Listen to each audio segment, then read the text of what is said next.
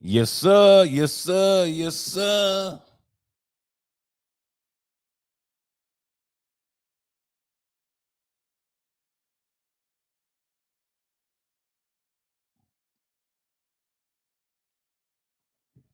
Okay. Y'all know what it is, man. We're gonna let some people kind of tab in before we just start. And so before we just dive right into this. You know what I'm saying? You know? You know? But what up, what up, what up? Hey, welcome to another episode of Who Gonna Catch These Hands? I'm your boy, Joe Prophet. You know I keep some up. I was about to go crazy with that one. You know I keep a council member or two with me. You know, and they gonna tap in a little later. But hey, while we here, let's go and get it started. Let's go and get it started. And y'all already know. We on some other shit. Comprende? Yeah. I might tap in with a couple members a little later into the broadcast. You know, are we going? Get some more people up in the stream. Get some people hitting that like button. Get some people hitting that subscribe button. Turning them notifications on. You know, simple stuff like that. You know what I'm saying? To help your boy out, man. Help your boy grow and glow. You feel me? Now, hey, it's lit now. The other day when I was in Chicago, you know, for the Golden Boy event, I ran into Big Baby Miller, Big Baby Anderson, and asked him about Big Baby Miller. You know, I really wanted to understand where his mind was at as far as this fight coming up. You know, I asked him about it. We talked about it. I'll probably play it on this post video for you guys. Just let y'all know how that went and what it was about. But you know, pretty much it was. I asked him. I said, "So I heard about the battle of the big babies. Tell me about that. Like, what's going on with that?" And his response was, "Ain't nothing been finalized. He can't speak on it. If it happens, it happens." And I was like, okay, you know. But there's a lot of fighters that be speaking on stuff that ain't happened yet, ain't signed yet, or ain't been finalized. They all speak on it. I didn't understand what the big secret was, or if it was a big secret. I didn't think so. You know what I mean? But hey, it's different. It's different strokes for different folks. I would like to know you guys' opinion, you know, in the audience. Who you like in that fight? Big Baby Miller versus Big Baby Anderson. Like who you like in that fight? How you know? Because me, I like both fighters. I like the grit of both fighters. I like how both fighters is coming. Pause.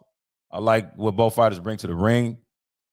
But in the case of the battle of the big babies, I'm going to have to go Jarrell Miller. Man, stop playing. You lying, dog. Nah, man. I'm going Jarrell Miller, dog. I'm going Jarrell Miller. Because, and I like Big Baby Anderson. Seriously, I like him. I see him in Houston often, not so much recently. You know, see him around the United States, you know, airport, different fights, all this, you know. But it's this certain heavyweight boxing is something, it's different. You know what I mean? Heavyweight boxing, one punch can change the whole fight. You don't come in 100% focused on the task at hand, you get knocked out. Not knocked down, not completely out. You know, so when it came to that with Big Baby, that's what has me leaning a little towards Jarrell Miller. You know, because although, like I said, I like Big Baby Anderson, but I don't really know. I don't really know, bro. You know, like I'm looking at certain things. I'm seeing how Big Baby's doing. I don't know, but I could be completely wrong. You know, just if y'all been tuned in and y'all been with me, y'all like I was, you know, with Kid Austin and my Philly boy. You know, it was Tevin Farmer. Sorry, Tev. No disrespect there, but that, you know, fights like that, it's like. That's one of them ones, man. That is definitely one of them ones. You know, but I don't know. we see how it goes. Like I said, I got Big Baby Miller in that one. I love that fight. I love what Ring Magazine's trying to do. I love what Turkey's trying to do as far as bringing boxing back to the mainstream fans. The casuals, catching on and watching and enjoying. But I don't quite know, man. I don't quite know. Hold on just a second. Well, y'all, wait a minute. Let me do something real quick here.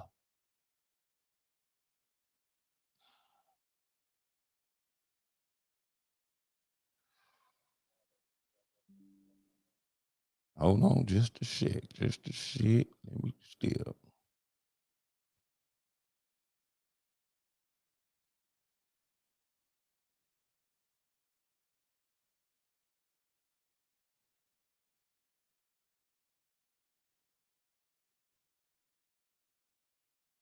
Just a second. Y'all stay with me real quick. All right. Bam.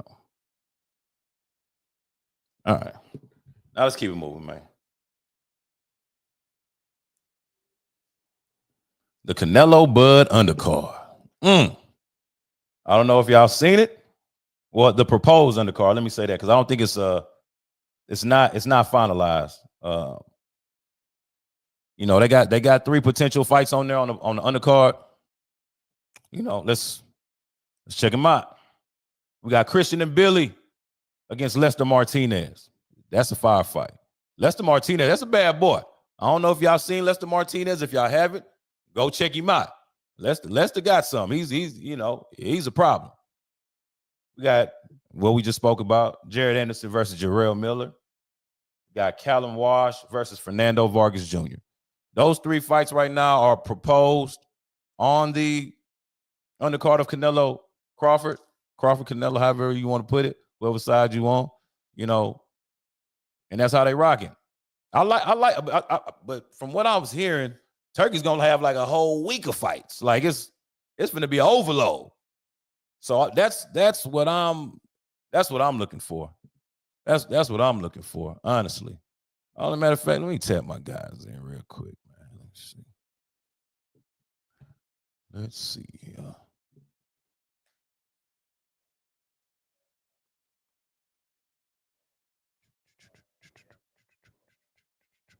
Roadcaster.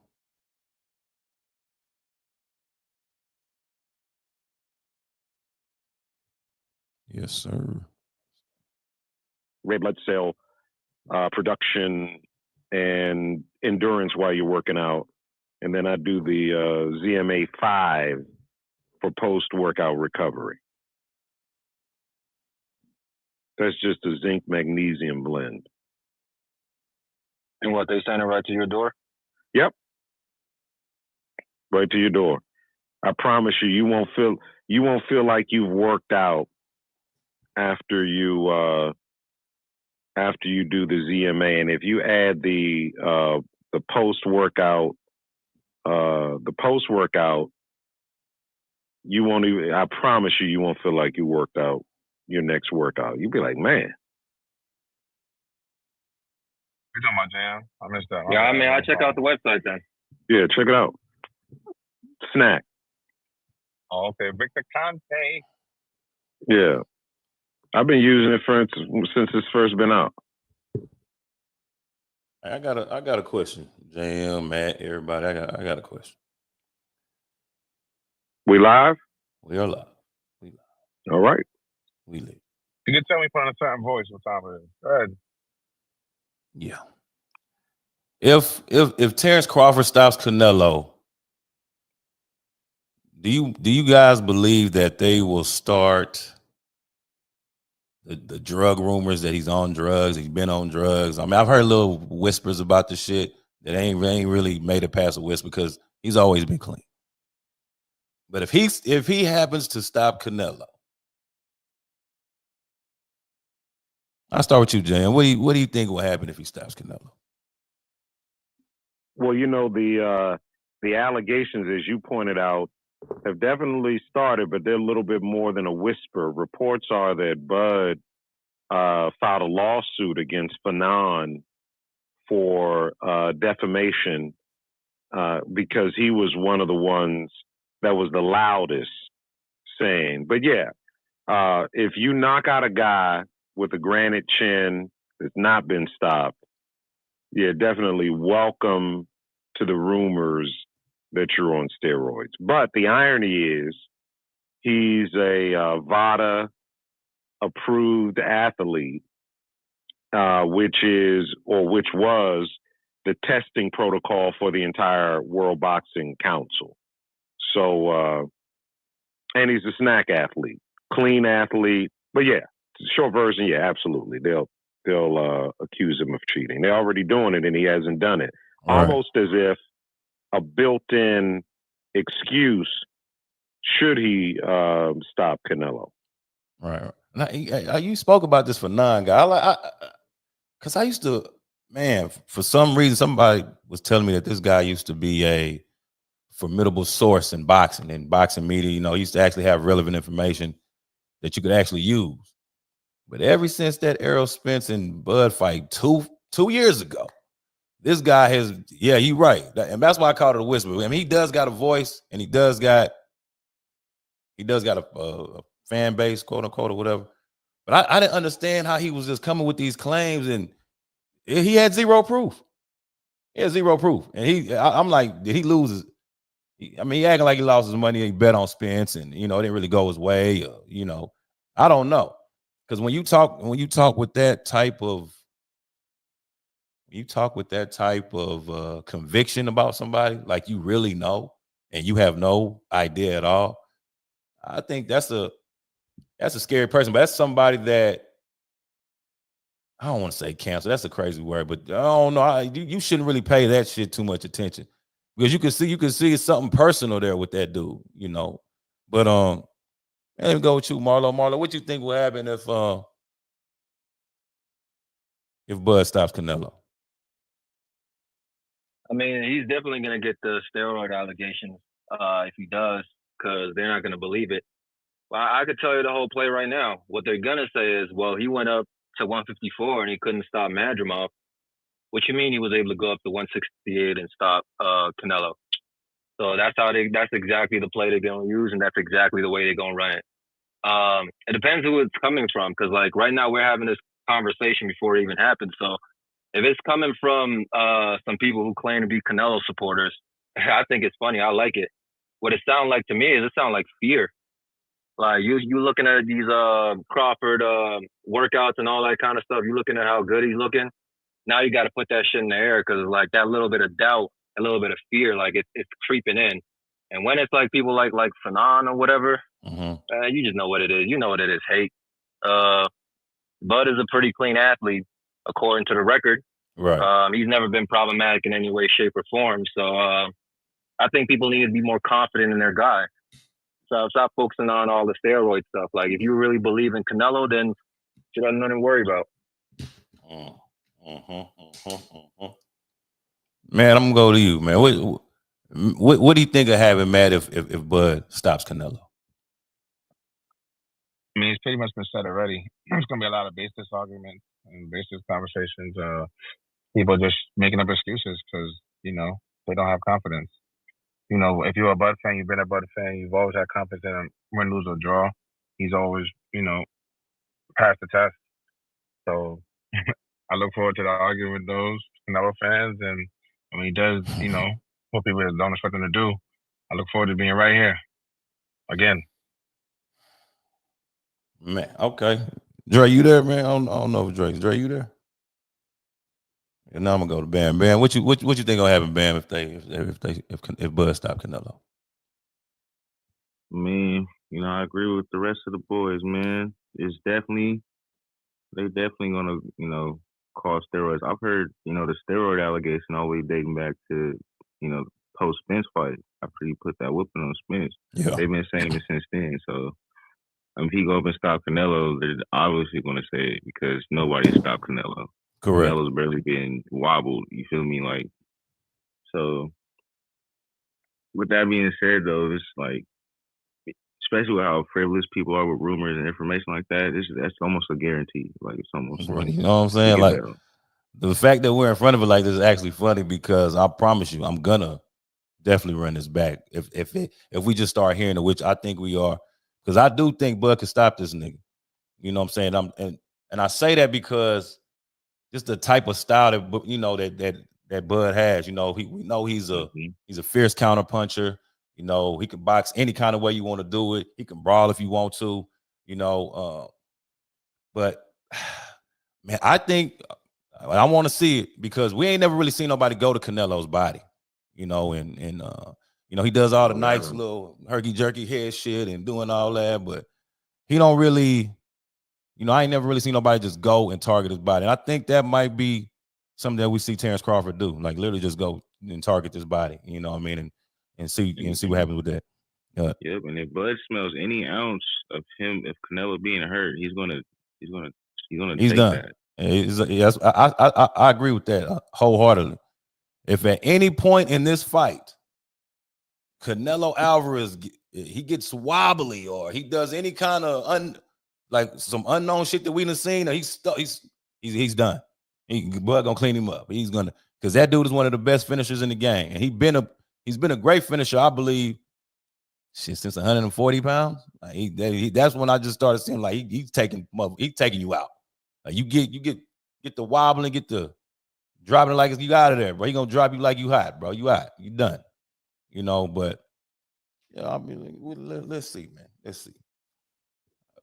Kind of scared to ask this next person because this might be cool. Lisa, are you there? Okay, she not there. All right, let me move forward there, man. Man, okay. The Crawford Canelo undercard. I don't know if you guys have you guys like seen the proposed undercard of the. No, hold up. Oh, my bad. I ain't see you right there, dog. I ain't saying my bad. I ain't see. Hey, man, I ain't see that, man. Putting Boot the Grill on Cinnamon. Okay. He about to have some. We about to start rocking Louis Vuitton cinnamon bottoms. Okay. Now, if we do stop him, do you think the rumors come out or? Nah, the rumors gonna be there regardless. Bud isn't who they want to be the people's champ, but it is what it is. He's our people's champ, and we need to support him as such. Yeah, I agree with that. He's definitely a people's champ. Only people I see hating on Bud is a bunch of Mexicans all the fucking time. I'm not even gonna lie. And Spence fans. And definitely Spence fans for sure. But he got some Mexican fans that fuck with him, Dre. Nah, bro.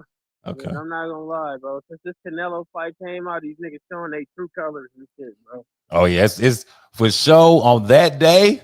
It is definitely gonna be blacks versus Mexicans for sure, everywhere, all over the world. You can guarantee that. It's one thing I can say about Bud is white people love Bud. Sure. They love Bud way more than Floyd. I mean, he from Nebraska now. I mean, Cornhusker State. You know, it's predominantly that over there. I mean, I just think that's how he carries himself. I mean, you know what I mean? It's how you move, bro.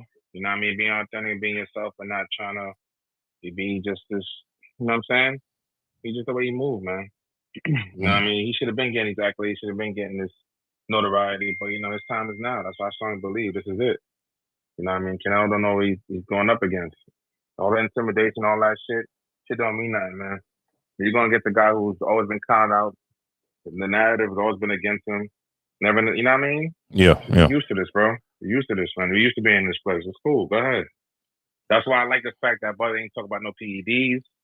He not bringing up no controversial shit when it comes to Canelo. When you get that win, well, no excuses, bro. Yeah. And look, Canelo got popped for PEDs, and they saying this guy who's never got popped for PEDs is on PEDs. Right? Isn't that crazy? You gotta make that make sense.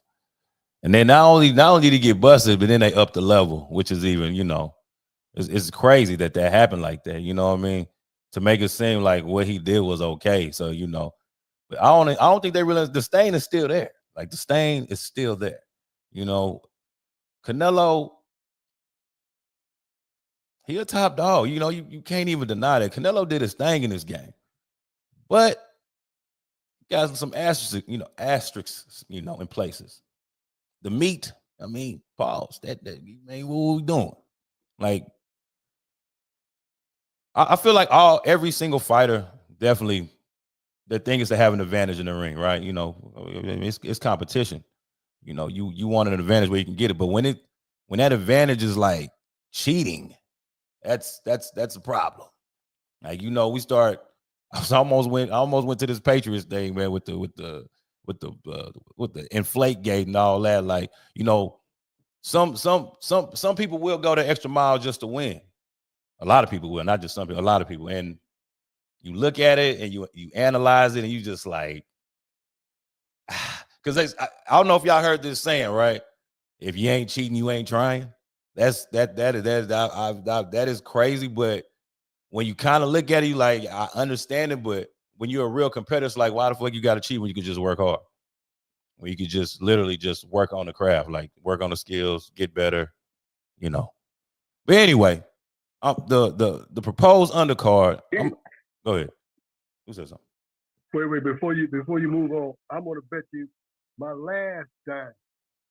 You ain't nowhere near your last dime, Grump. What you doing? I'm just saying, I bet my last dollar, I should say. Okay. My last dollar to your dime. Okay. That whoever coined the phrase, if you ain't cheating, you ain't trying, was a crack.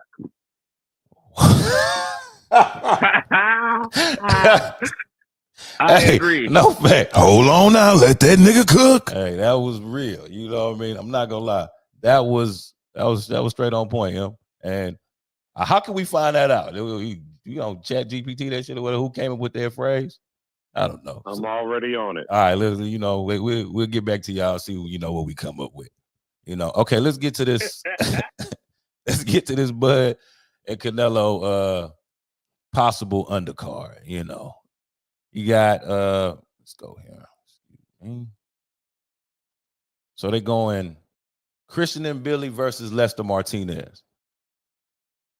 I was actually, you know, shout out to JM, shout out to Ches, you know, y'all kind of put me on this Lester Martinez cat.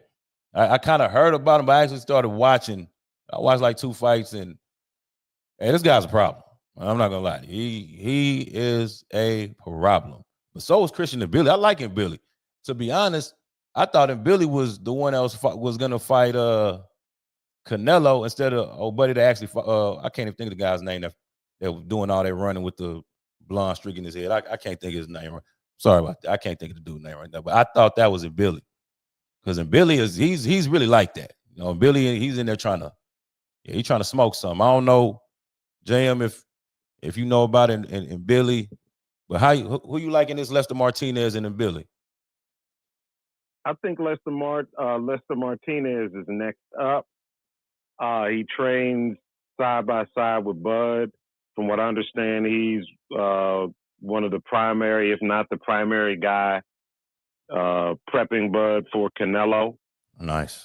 So even though I like Billy, I expect Martinez to keep going up in his momentum. And I put in the chat the details about if you ain't cheating, you ain't trying. Oh, man, y'all not ready for who came up with that. What? Get the fuck out of here. No, wait. Who was the source behind this, Jam? No. He didn't invent it, but he's coined. He's credited for. He popularized. Okay. What? Wow. Yeah, he popularized. No wonder that game trash. So according to this, ladies and gentlemen, the late John Madden is credited for the term, if you ain't cheating, you ain't trying. Popularizing it. You know, that is insane. For a coach to be saying that, I never think a coach would say that. You know, that's something that sounds like a fan would say, or a supporter, not a coach or a player or somebody that's actually, you know, well, maybe. But that is, shout out to that information right there. That was definitely insane. Shout out to Big Grump for being spot on. No, real talk. Grump's statement is indeed factual. I hate that game. Absolutely big facts. You know. The thing is, a lot of people succumb to the pressure, man. And that's what causes them to cheat on any and all levels. There's either rigging the games, having the paying referees to make fake calls, people taking PEDs, you know, all types of stuff. People succumb to the pressure, man. That explains how Joe wins every Madden game. Oh, nah. But let's be ain't got real nothing to though. do I with know that player. we romanticize sports, but cheating in sports are like peanut butter and jelly. Like there's no world where cheating doesn't exist in all sports, and always has. Yeah, I mean, I agree with that, and it's definitely, yeah, like you say, it's definitely different forms of it too. You Yeah. see corrupt referees, you know what I mean? You see corrupt GMs, corrupt coaches. You even seen corrupt players betting against the team. Lottery picks and draft picks and team placements is big corrupted. No, facts. Yeah. And it's kind of crazy, bro. Like, but yeah. I didn't want England Patriots. We've seen the New England Patriots get playbooks, know the other team's plays, setting up secret cameras at they walkthroughs and they in their team activities, learning their signals. We even seen a quarterback get a shoestring tackle to save the Super Bowl. We seen fake shit like that all fucking time. Like, this shit is sickening.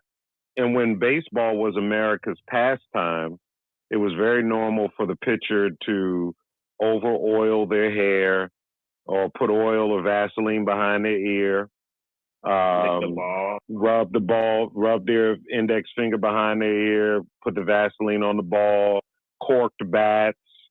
So yeah, cheating in sports, not to mention Balco in Major League Baseball. So yeah. There's nothing wrong with that. I don't think there's nothing wrong with baseball cheating. They ain't hurt nobody.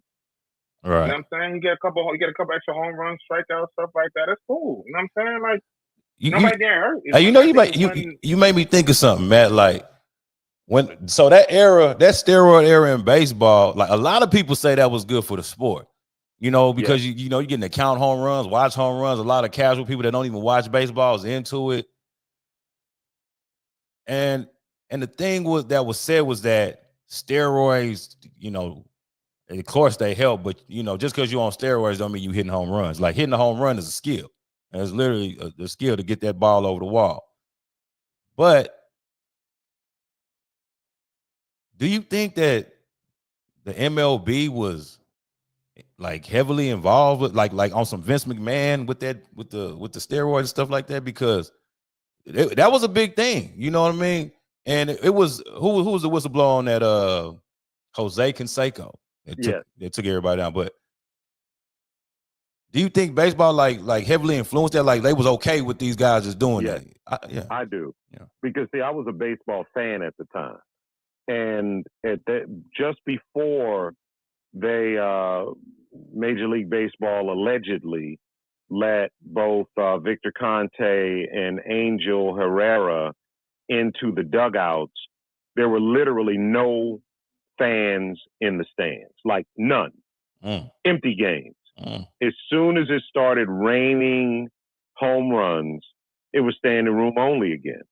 Wow. So it's not beyond the pale of possibility that baseball intentionally turned its head, allowed access in the dugouts so that the sensationalism of Major League Baseball would start to compete with the NBA and NFL. Because who wants to, as technology was evolving, sit through a 1-0 game? Right. So that's why they were losing fans. Yeah, that's interesting. That's interesting. All right, let's get back to this Canelo Crawford undercard. Next fight, the battle of the big babies. The battle of the big baby. But see, when I talked to Big Baby Anderson, he said nothing was finalized. He can't speak on it. But if it happens, it happens. And then the next day, I see the post where this is possibly a proposed fight on the undercard for Canelo Crawford. If this fight happens to come into fruition, I'm gonna go around the room. I want to know who y'all like in this fight, the battle of the big babies. And I'm gonna start with JM. Who you looking at? Who you liking that fight, JM? I'm gonna call it 50-50 with that's what I'm gonna do. I'm just gonna call it 50-50 and wait and see. I'm gonna be on the fence. 50-50 to a nigga who head literally got almost knocked off his shoulders, literally almost knocked all the way off his shoulders. 50-50 to somebody who was crying in his last couple freaking big fights, talking about he don't want to do it no more. No, he was crying. He was crying in there with Roy Jones. Running from the police. A drunk driver that was running from the police, 50-50 to this guy. All right. Yeah, I ain't gonna lie, man. Like, hey, go ahead and finish, JM. Keep that 50. Go ahead. You can hold that 50. We're live. My bad. No, I'm finished. I mean, since you want to wake it up, I got Big Baby Anderson beating Miller, Jarrell, Ruben, Big Baby Stutter. I'm not fucking worried about him beating fucking Jaron Ennis. Are you crazy? Just because that nigga lost to Broccoli don't mean he washed. That young nigga how we know he even gonna make it to his fight? How we know he not gonna get locked up? How we know you're not gonna get another DUI charge riding around with some little dyke chick? How we know that? Wait, hold on. How you know the chick was a dyke? That looked like a dyke in the car with him when the laws put him on? Oh my God. Okay. So he can't ride around. We gotta run that back. I gotta see that video again, bro. That looked like a dyke. Okay. Definitely look like somebody. He can't ride with one, but he can fight. He can fight a 300-pound dyke. All I know is you can't be signed or rocking with mob ties, baby, and rolling around with that nigga. Well, at 2:00 in the morning with a fifth and a glide. I don't know if he's with mob ties anymore. Definitely not with him after that. Yeah, I don't know. You know, from what I'm hearing, he's not with him. So it might be some truth there. Let's go to Bam, man. Bam, what you liking that Battle of the Big Babies, man? As of now, this year, 2025, After everything I just said, I think Big Baby Miller will beat Jared Anderson right now because I believe right now Miller just more desperate. I think he more hungry right now. I think he got more heart right now. Now, later on, if they were to fight later, I'm definitely going to give the edge to no Jared pun Anderson. intended. You talking about that fat ass nigga who's hungry, more hungry than that. I bet he is. Yeah, he is. The nigga Suburban just get repoed, and he went and punched on the repo man like 2 months ago. Hold on, wait. Jarrell Miller's Suburban guy. Wait. If we clearly know that Jared Anderson's the more talented, that nigga ain't the younger fighter, he's the better fighter. But if he's not focused, he's gonna get got. So what you do know about Miller gonna come in and he's gonna try to fight from the beginning bell to the last. We don't know that. That we talking about a nigga. All his fight. Look what he did with the boys. Yeah, we talking about that, but also we talking about a nigga who popped hot 4-5 times and also got into he did pop dirty against Anthony Joshua. He also got into a fight with Andy Ruiz and looked terrible in it. I think that was more because they friends though. He didn't want to fight his partner. Oh, come on. I'm just saying, bro. I'm telling you. I didn't even fucking know it, bro. That's what he said. It was crazy. It was crazy. Check this out, guys. Why are we making all these excuses for this fat ass nigga, man? Please do facts in it. This man got brutally knocked out, almost killed. The fight he came in after that, they put him on a Sam Noakes undercard. That was a Sam Noakes undercard? I don't know, something no name as bum. Okay. But anyways, they put him on whatever. He didn't look that good in that. Didn't look dedicated to none of the shit within that. That was supposed to be whatever it was for him. Now you putting him in there with one of these big ass people that's borderline elite. Jared Anderson showed when it comes to even borderline elite fights, he's not willing to do that. He don't got the heart for that. And going on the fact, how we know he's not gonna be in the ring shell shock. Yeah, I mean, because the last time what you saying got some truth to it, because when we saw him in there after Broccoli, he was saying some crazy shit in the ring, talking about he don't want to hit elbows, he didn't want to go the distance with this guy, he didn't, although Top Rank did him kind of dirty though. They had him, they did him dirty. Yeah. Bob Arum told this, he said, I told that little black kid that I didn't want him fighting Broccoli, but the little kid wanted to get a bag, so he went and got a bag. and got brutally fucked up and derailed his career. No, he didn't, bro. What he did was Bob take a Arum fucking said chance. that he did what not he did want was Jared take a Anderson to chance take that and fight. dare He to told be him not to. great in a fucking dead ass heavyweight division where heavyweights in America don't take chances. And that's what the young nigga did. He took a chance. But check So this why out. everybody But trying to yeah, bury but him yeah, for it? but yeah. He Listen, took I a don't care chance. about this He guy took a taking chance, chance. but he was not prepared in Wasn't taking he that crying chance. before taking that chance? Wasn't he breaking down That's in crying before hindsight, though. taking? That's No. in hindsight. Before leading up to the Before Bacoli taking fight. this chance, this man was crying, breaking down. I didn't ask for this. I didn't want to do it, but I didn't want to do it. That was before. That's when Roy Jones put up H time. Nobody told me it would be like this. So that's But I different. didn't ask for it. Him crying ain't got nothing to do with what I'm saying. Well, ain't got look, nothing to do with that. it definitely affected his performance. It definitely affected I think it did affect his performance, but he can gain something. He can learn from that. Listen, at least I can respect your core. Look, I can respect your core on this This one. nigga He who cried should be after a loss, permanently suspended from boxing. Listen, I don't know how he's still fighting. Who, Miller? Suspended Because from of what? boxing. Because of one dirty drug test? One dirty drug test. He should get a life suspension. One dirty drug test? How many he got? well, maybe. Well, where's the other two? All right, so hold on, wait. So he popped dirty against Anthony Joshua. When is it? If you include his kickboxing career, I think he has like 3 of them. Where's the other two, Matt?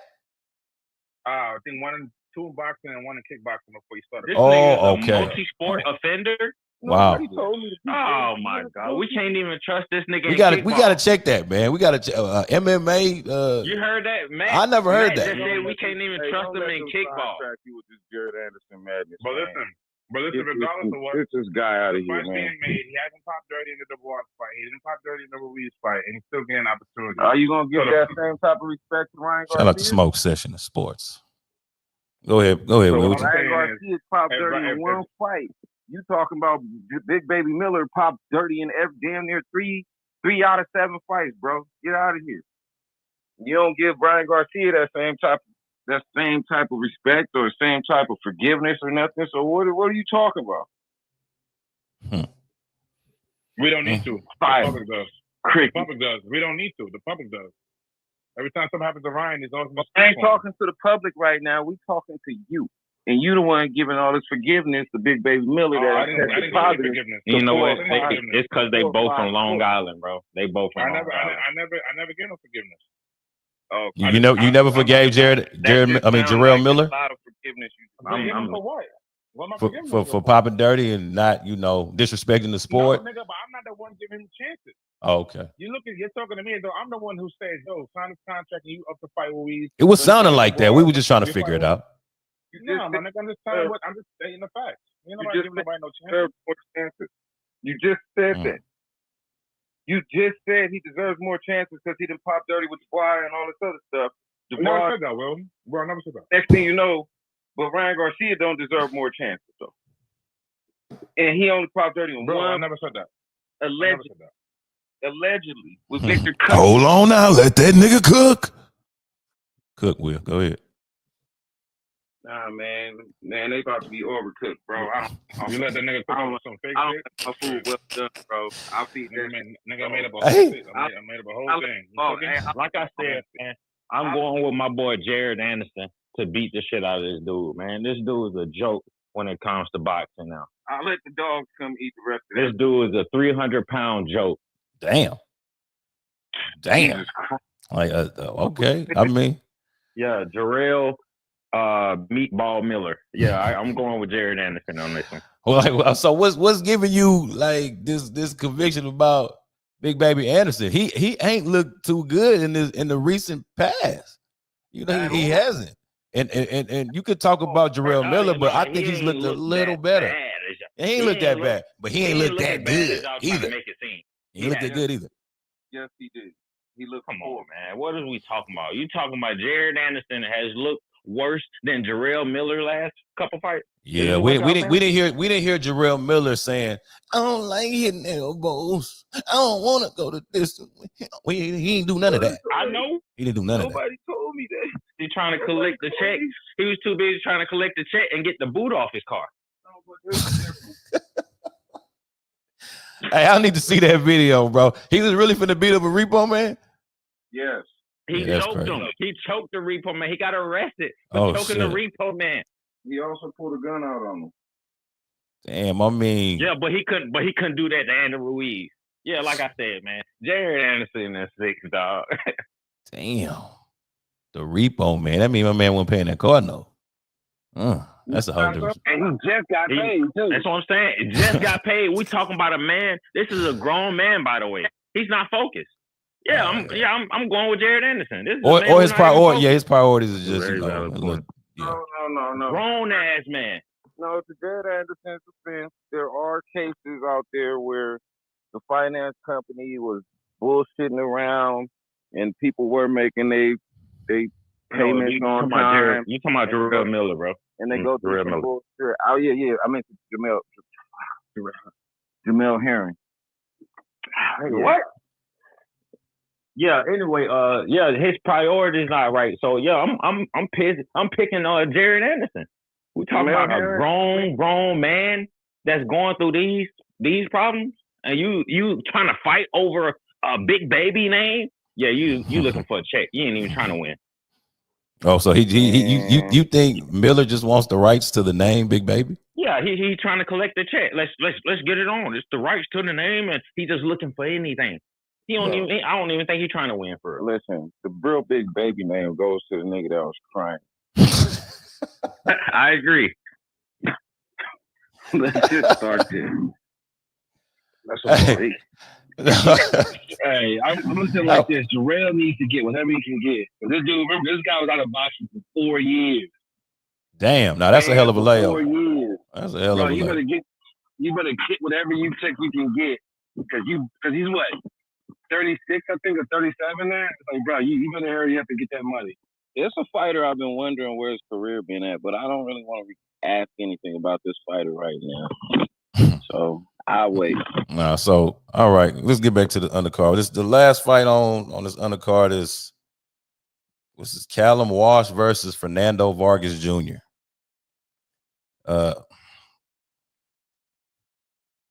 We all liking that. I mean, Fernando Vargas Jr. I mean, Emiliano's really the best out of them. Fernando, he's cool.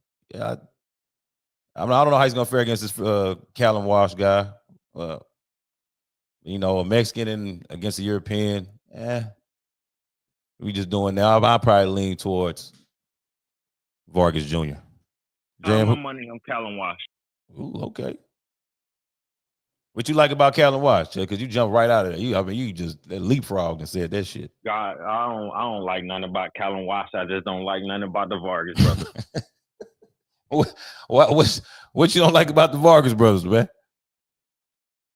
I like Emiliano. His skill is pretty good. No, that's the one you don't stop. Stop the cap. That's the one you don't like. That's the one you don't like. He's the best one. He's the best one out of all them. For sure, but you don't like him though. But when they come to skill, he's the best one for sure. I'm just saying.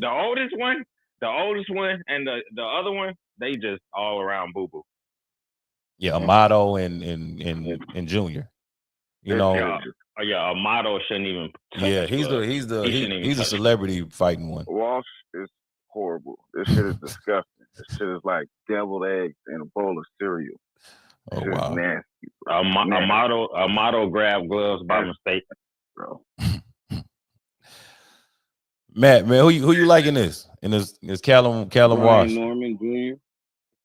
Ryan Norman Jr. Where'd that come from? I'm not familiar. Yeah, I know. I ain't mad at that one. That one ain't too many people familiar with Armando Vargas Jr. or Callum Walsh. I mean, hopefully we get a good fight. Sometimes when it's two unknown guys like that, the fight be lit. It be lit. It's lit. It's a what they saying. Those are not two unknown guys. Callum Walsh, he's not unknown.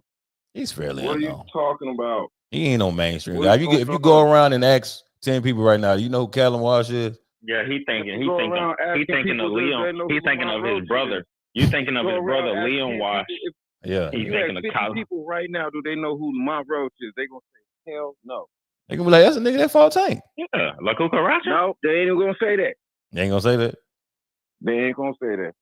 Guarantee they not Well, gonna say that. they definitely gonna say that nigga fights on YouTube right now. They definitely gonna say that. They're not gonna say that. First day, damn, they get like 500,000 on views. Your YouTube algorithm because you've been searching the nigga name. That's the problem, bro. This fight ain't on everybody's algorithm. It's a lot of people algorithm though. Tank's fight. Let's get that correct. The Tank's fight, not his fight. It don't fucking matter. He's a participant. Definitely matters. They know who he is. Definitely matters. This ain't an argument about who's the biggest star. Disgusting, bro. Callum washed up. Get him out of here. It's a little.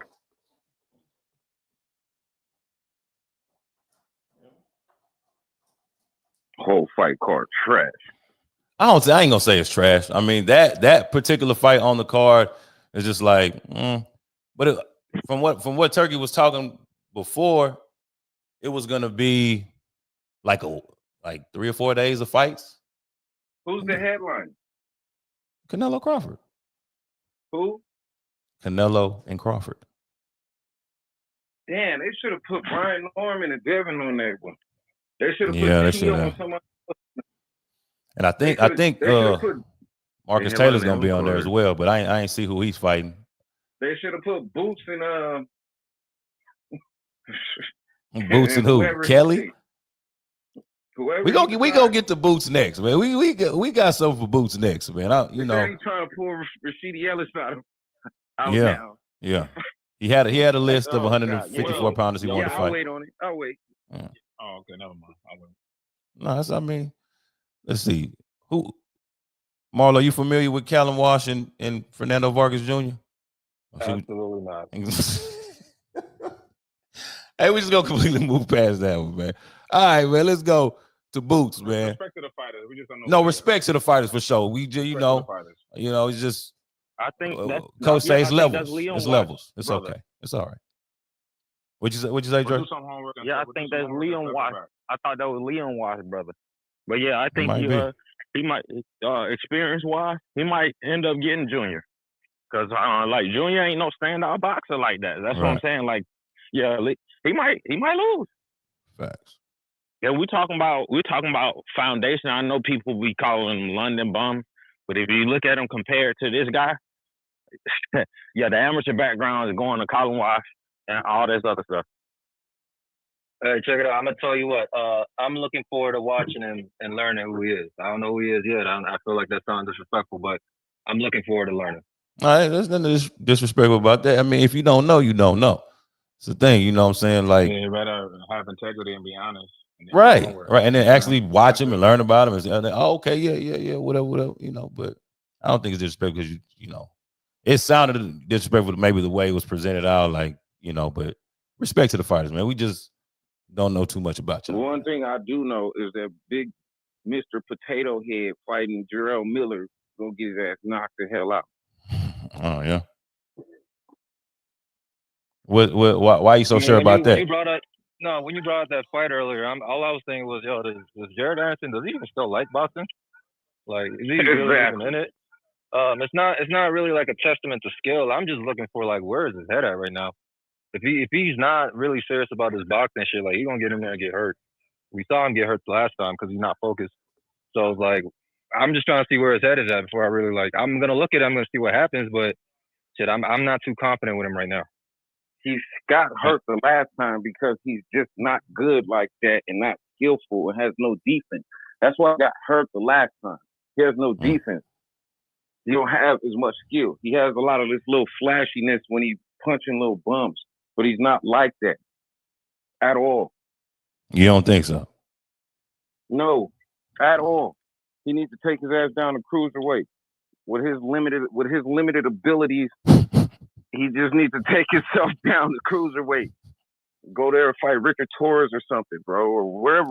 Richard Torres is a heavyweight. Well, that's the fight they need to make. Well, Richard Torres and Big Baby Anderson? No. Oh. And Jared Anderson. Potato Head. I'm going to call him Potato. That might not be a bad fight, but that would definitely be going backwards for Anderson. No, it would be going backwards for Richard Torres. Yeah, maybe too, because they are trying to push him into a certain direction. But can you really see Richard Torres becoming the world champion at heavyweight? The thing is, Yeah. If Jaron Anderson was the one hit with the belt, Yeah. Nah. What we doing? I tell you what, Richard Torres is the worst heavyweight signee Top Rank has ever did. Who? Richard Torres, trash. I always sound Yeah, like your microphone is bouncing off a trampoline.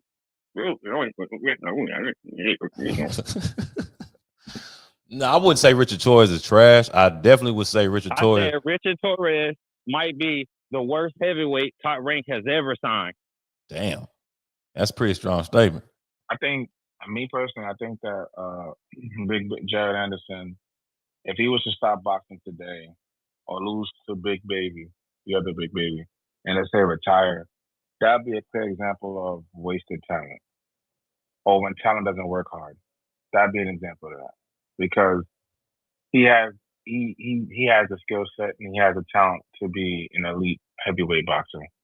But we all know you mentally have to be committed to the game just as much as you are to the gym.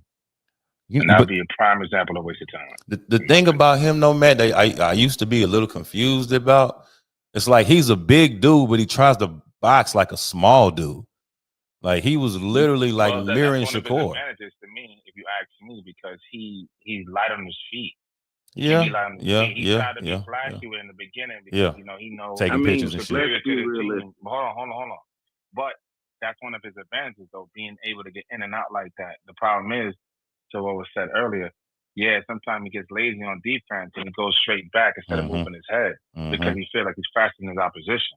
But in terms of skill set and what he brings to the table and focus and actually able to like really like lock in, nigga, he would be nice, bro. He'd be one of the top dudes in the game right now. Real talk.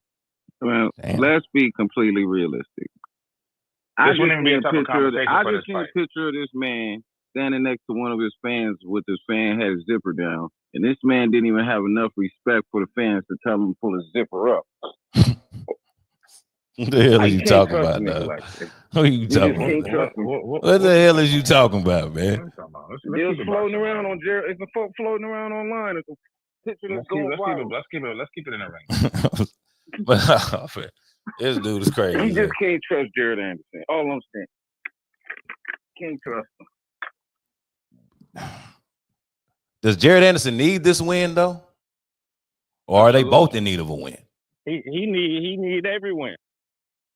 Anderson, or both? Who you talking? Yeah, he need every win. I'm not even discussing Miller. I don't even want to talk about him. Okay. Jarrell Miller is going to stop Jared Anderson. Man. Jared Anderson needs this win because he can't beat 39 years old, 350 pounds with a mohawk. This nigga's a clown. Jarrell could take a loss and probably take an opportunity to fight. I think the narrative around Jared Anderson will destroy him. It will destroy him in his career, bro. That's one thing. When the narratives get out there, bro, it's hard to go against it, bro. You think so? Absolutely. I mean, to change the narrative, all you gotta do is whoop somebody's ass. The narrative changed. I mean, just look at his position right now. I think you could still kind of call him a prospect, but if he loses Jared Anderson from prospect, yeah. Oh, that's you disrespectful. can still kind of call him a prospect. For real? Yeah, like he's still going up. Yeah, he's still going up. He hasn't really done anything, but you can still kind of call him a prospect. Okay. I'm not saying it. Yeah, I was about to say a contender, but I'm listening to Marlon. I'm listening to. Go ahead. Yeah, I don't even call him a contender for real because he hasn't really. Like what I'm saying is, if he loses fight, he's gonna go from prospect for some weird reason. He's gonna go from prospect to journeyman because if you can't even beat like the other big baby, yeah, like what else could you call him? Because like you can't call him a contender after that because you can't even contend with Miller. I'm gonna call him a contender. And what's the reason if behind he can't that? beat Miller, I don't think he's contending. I think. And he kind of win the Matrix, bro. What'd you say? Is he talking about after he lose or if he lose? I said if he lose, I can't even call him a contender. I can't. Because like Jarrell Miller is like the bottom of the barrel of the fucking. Yeah, you like a gatekeeper. Damn. Yeah, for real? He really is though. Yeah, I would say so. Yeah. You dropped the gatekeeper. Who? Yeah. Wow. Who's even under Miller? Really? What's that big like Herkovich? He can't even fight niggas like Chisora because they selling. Chisora, Dylan White. How many times Dylan White, them lose. He's under all those guys. Yeah. Damn. Agreed. Yeah, Chisora's better. Chisora's better. I mean, Chisora's definitely better. Over. Oh yeah, for sure. I put Dillian White over Big Baby. So what I'm saying is, if you under Big Baby, if you lose to Big Baby, you just might go all the way to Journeyman. To be honest. Damn. That'd be sad. Yeah, you'll be down there with like Jared Washington. Like, yeah, exactly. So I'm just saying, like, because you asked the question, does he need this fight? He absolutely fucking needs this fight. So check this out, Marlon. Important fight of his career right now, bro. Jarrell Miller only has one loss. He's 26-1. How in the fuck is he a gatekeeper? But do you not understand how long he's been off his performances, and then like the popping dirty, like he's done, okay. Bro. But a gatekeeper that's 26-1, that's a hard ass gate to get through. For sure. I actually thought he had a chance to beat AJ, bro. That's how I thought he had potential back then. Wait, Andrew Ruiz and him was a tie? Was a draw? Mm-hmm. Yeah, him and Andy Ruiz. Yeah. That was a draw. Oh, okay. Yeah. And that's when after that, that's when I found out how close of friends they was. I was like, man, what the hell? Okay. No, wow. But it is what it is, man. You know, but a gatekeeper, I think that's pretty strong. You know what I mean? Somebody with a record like this. Yeah, I know it looks crazy. That's why I'm saying even the jump is crazy because I still see him as a prospect. Like you skip everything. I can't call you a prospect no more, really. But it's like, all I'm saying is if you can't beat like Miller, bro, it's like you can't really contend with anyone in the heavyweight division at this point. Gatekeeper's not that bad though. I mean, there's a lot of great gatekeepers that we talk about. Hold on, Bam. Name me some great gatekeepers, Bam. I want to hear these great gatekeepers. I want to hear these names. But let's not talk about it like Sean Porter's a gatekeeper. It absolutely is a bad thing. He's too young. He's too young. Oh yeah, he is. Career. Well, for Jared, Right now, for me to start calling you a gatekeeper, you way too young. Like hell no. Yeah. But hold on, wait. So what we expect from the heavyweight division, them niggas not that good. That make it even worse if they not that good and you're not even a gatekeeper. That's crazy. Yeah. Yeah, but they punching us.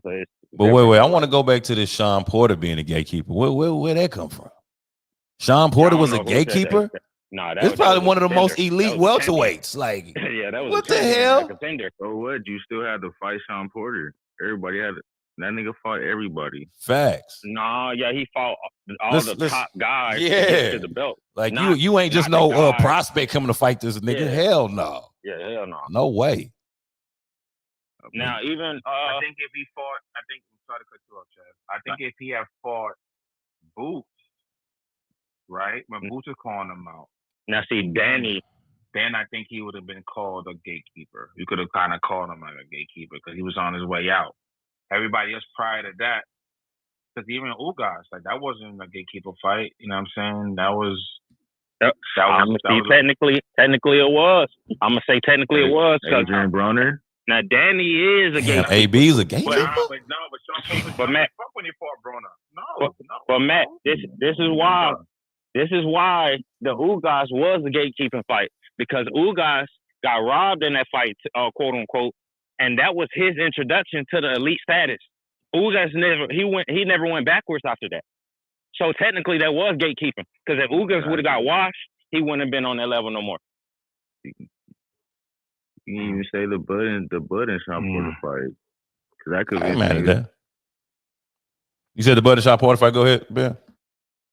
So you didn't even say that because after that fight, that's when people really was like, "Oh, I want to see you fight Spence now." Mm-hmm. They were still trying to write him off as small before that. Yeah. Shit, but yeah, see, Danny Garcia, that's the gatekeeper for sure. Oh yeah, okay. That's the gatekeeper. And fucking with Danny Garcia, the gate will be wide open. Yeah, I ain't gonna say that's what I'm not even gonna debate Danny Garcia. He's for sure that. Yeah, I give Danny Garcia a gatekeeper for sure. Joe, hold on 1 second, because now maybe I'm confused, and this is where the disconnect is. My definition of a gatekeeper is somebody who is holding the gate for somebody younger, unknown, to take the next step. Okay. So based on your example just now, Bam, when you said that he was a gatekeeper for the Crawford fight, I don't see that unless you have a different definition. Yeah, okay. So to me, a gatekeeper is somebody who is at a certain level, and then fighting them determines whether you're gonna reach above that level or stay below that level. They're like a tier, like, you know what I mean? Type shit. But you can be an elite. Some question to you. You can be a quote unquote elite fighter or a fighter who was top tier and be reduced to a gatekeeper at some point, correct? Yeah. Okay. But the premise still is that it would be a young up and coming fighter or up and coming person. It could be a young. You'd be the litmus test. So basically, you're the litmus test for that up and coming person, right? Or no? Right. Yeah. I would say for a prospect as well as a person that's not new to the weight class, but making a campaign in the weight class. You know? I would say the gatekeeper. I'd say a gatekeeper is that dude that it's like if you get past him, like he's literally keeping the gate. If you get past him, then you get access to like the champions. Like the gatekeeper probably just lost to a champion recently. He used to be like a top dog, but he lost, but he didn't get like destroyed. So he's still nice in that division. So if you're coming up from under him, in order for you to get to these champions, like you have to go through him. Like a gatekeeper is an elite in the division, but he's just not a champion. He's just right there, right before him. That's kind of what I always saw as a gatekeeper. Okay, yeah, exactly. So Sean Porter is the perfect example of that, where it's like he was a champion, then he lost at some point, but Sean Porter was still nice. He wasn't no scrub. You couldn't just look past him. So he was like a perfect gatekeeper. If you're trying to get to the Spences, the Crawford at 147, you got to go through Crawford. So I mean, you got to go through Sean Porter. So he was like the perfect gatekeeper. But who the hell went through Sean Porter to get to them? Problem with that. Hold on, man. Who the hell went through Sean Porter to get to Bud or Spence? Who?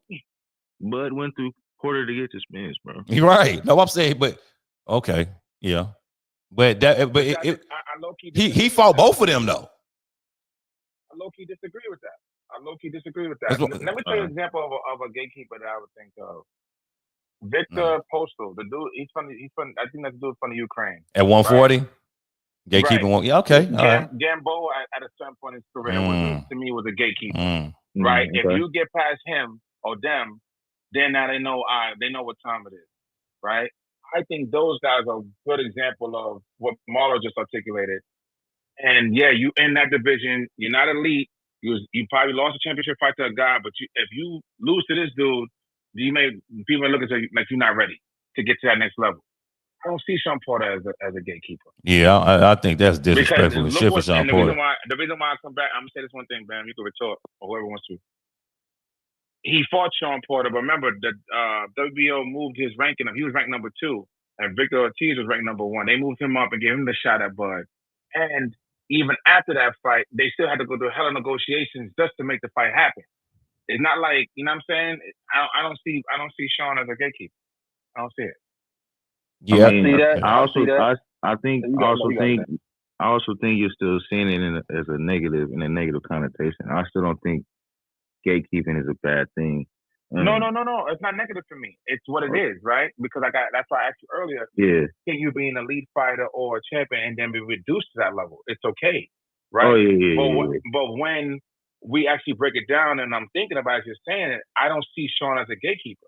I think if Sean had fought Boots, when Boots was trying to make a name for himself, looking for a name, and he fought him, then that could have been a gatekeeper status at that point. Because we know at that point, I understand what you're saying. I know. But man, I don't think any fighter is okay with being called a gatekeeper. I don't think any fighter wants to take on that. Yeah, but some fighters, depending on where you, I'm sorry to cut you, Joe, but depending on where you are in your boxing career and how much money you've made, or this may be your biggest bag or your biggest potential of making a big bag, you may take that status. Look at what Gabe Rosado, he could be potentially called a gatekeeper, right? Yeah. Gabe, Gabe was definitely a gatekeeper for sure. But you understand, so when you compare, but he got like damn near 10 losses or some shit like that. So you know what I'm saying? But understand what I'm saying? Compare him to the Victor Postals, the Gambos, and now include Sean Porter in that conversation. I don't believe Sean Porter belongs in that conversation. Right? No, he don't. He definitely doesn't. And did, was Gabe Rosado ever a world champion? Silence. I had to look that up. I don't remember. Yeah, that's what I'm saying. Sean Porter, not only was he unified, but he with 2-time, right? 2-time welterweight champion. Molly, but I want to speak to something that Matthew said earlier. I thought it was interesting when you said sometimes a gatekeeper could be that guy that's basically I'm just here as a test for the new generation. So actually, there's a perfect example of that coming up soon. So I got to ask you, do you think Dillian White is a gatekeeper? You asking me? But yes, Matt. He's fighting now. But I don't know. He's finna fight Itoma, right? Yeah, Itoma. Yeah, absolutely. Yeah. Because if this dude can't get past Dylan, who only has probably at this point in his career 3 to 4 good rounds, then the money that the people who is behind him are looking to probably put into him, they're probably like, nah, never mind, I'm good.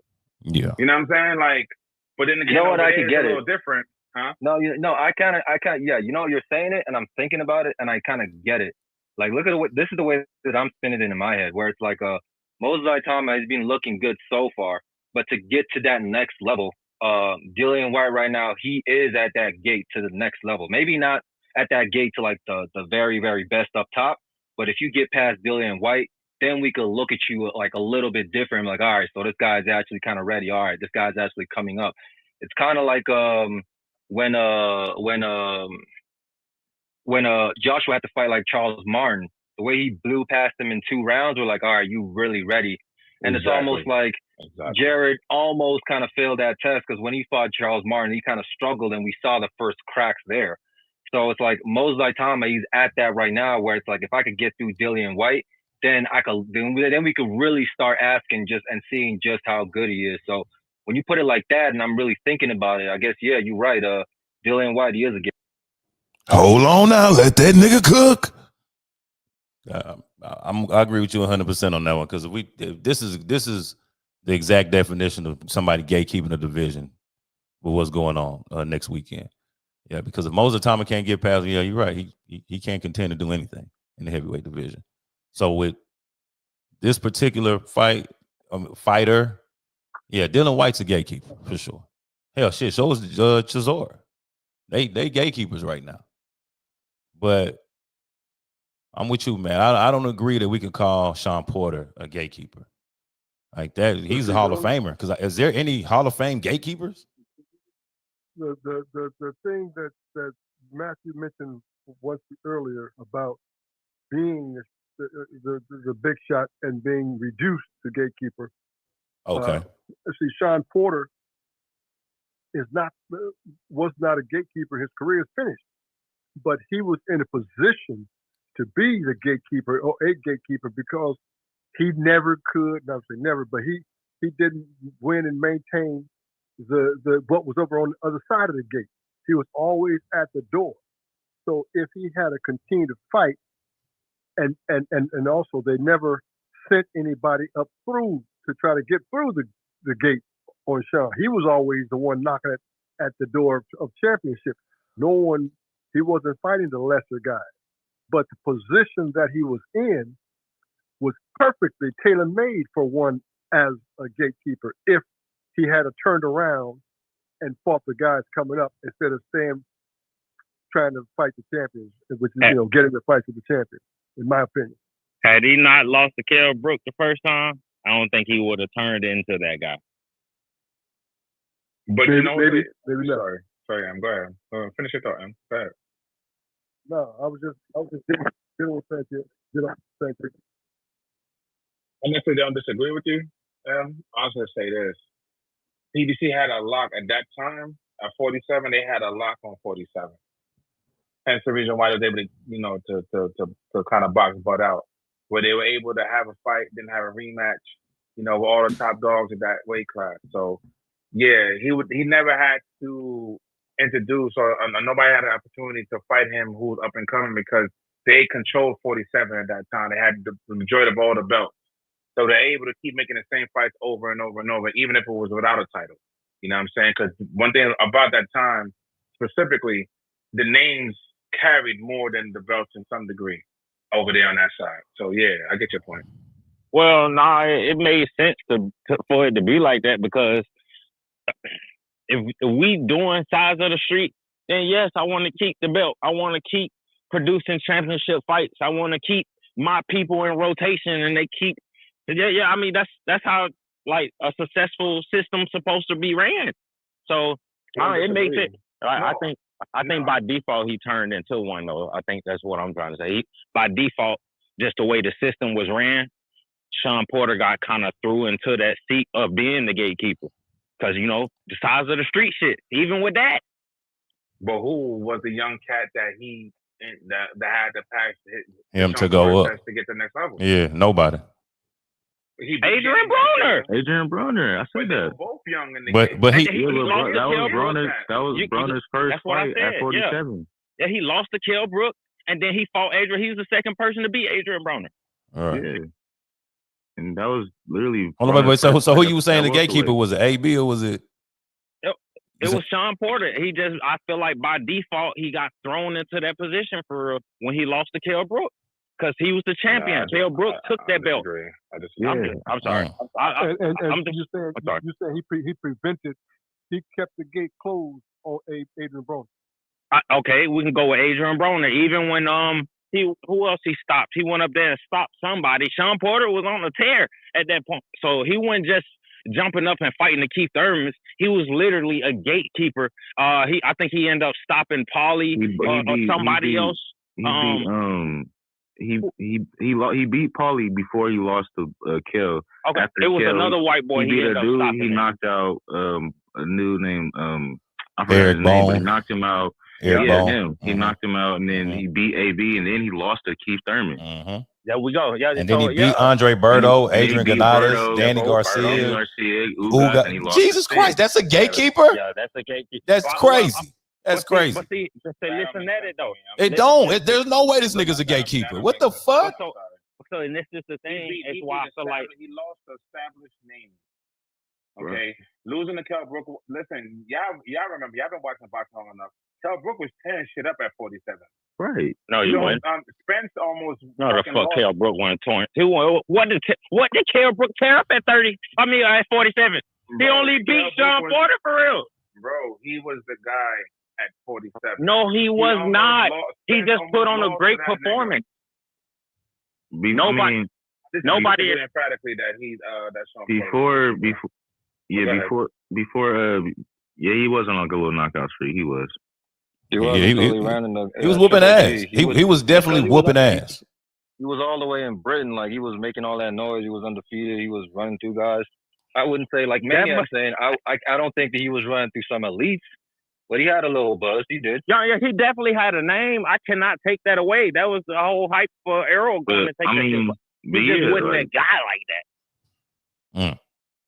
that. I think so. What's Go ahead. I think if Broner would have got past Porter, he would have been the one fighting Thurman. Broner and Thurman? That probably would have been a good fight. Yeah, that would have been a Floyd backup. But this is the thing though. What is the overall general consensus in here now that we've kind of went through his resume now that he's a gatekeeper? Because I definitely am still on that. Sean Porter ain't no gatekeeper. No way. So look, absolutely not. No way. Absolutely not.